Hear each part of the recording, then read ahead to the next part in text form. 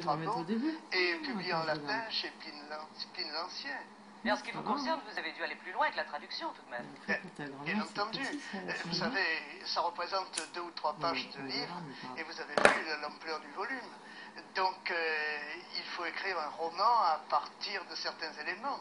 Or, les éléments, c'était aussi les indices, c'est-à-dire les résultats des fouilles. Les résultats des fouilles à Carthage, certains vestiges carthaginois trouvés à Mogador au Maroc, et nous avons bien la preuve que Hanno a essaimé des colonies carthaginoises le long de la côte du Maroc.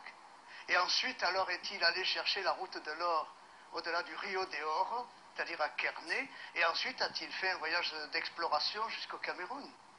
Mais c'est vous-même qui avez effectué ces fouilles, dans quelles circonstances? Je n'ai pas effectué les fouilles dans ce cas-là, mais j'ai étudié les résultats des fouilles des Pères Blancs en Tunisie, ainsi que les fouilles tunisiennes. La part d'imagination que vous avez apportée donc à ce roman, est-ce qu'elle ne détruit pas un petit peu l'histoire? Elle l'aide, l'histoire? Vous savez, Gaston Berger, qui était aussi un Marseillais, disait « L'imagination est une vertu ». Par conséquent, si l'historien n'imaginait pas, si le romancier n'imaginait pas, si l'ingénieur n'imaginait pas, qu'est-ce que nous aurions? Vous vous sentez vous-même l'âme d'un aventurier, Ferdinand Lallemand? Je fais partie du club des explorateurs. Et aventurier au bon sens du mot. J'entends au sens de navigateur, bien sûr. Au sens d'explorateur de l'Antiquité et explorateur de paysages nouveaux, pour moi. À quel autre navigateur allez-vous maintenant attacher vos pas? Éric le Rouge. Je vais partir pour l'Islande et le Groenland le mois prochain.